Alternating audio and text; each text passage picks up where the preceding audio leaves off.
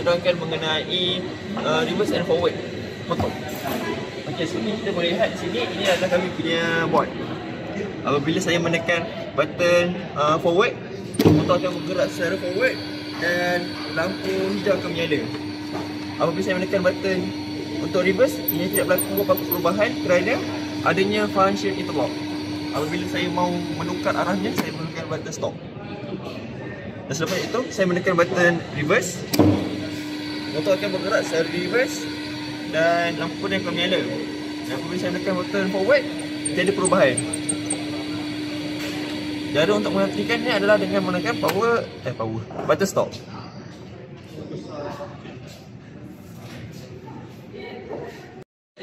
Hai, nama saya Haris. Saya akan test line voltage untuk power supply.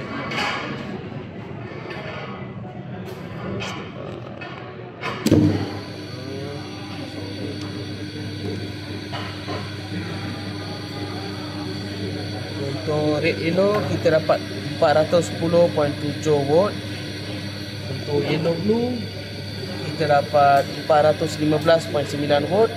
Untuk blue red kita dapat 413.4 volt. Seterusnya kita akan cek line voltage untuk incoming motor. Untuk red yellow kita dapat 410.8. Untuk yellow blue kita dapat 416 volt.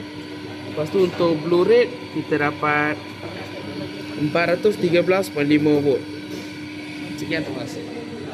Assalamualaikum, saya Iskandar. Okey, saya akan mengambil bacaan angka. Okey, yang pertama kita ambil bacaan angka untuk merah.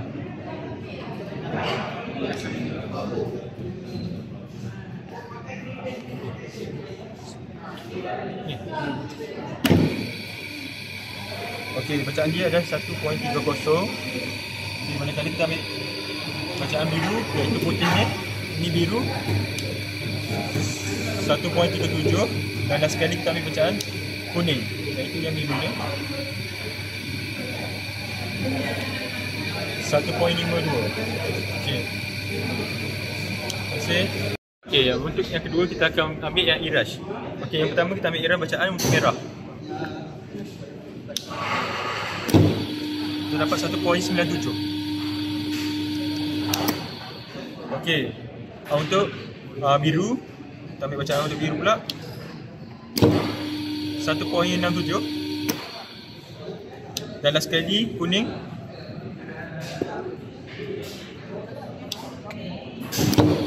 2.37. Terima kasih.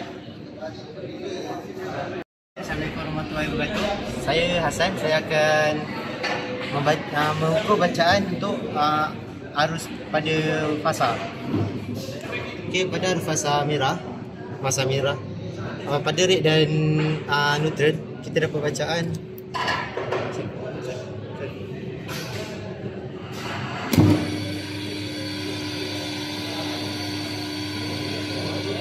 kita dapat bacaan 238.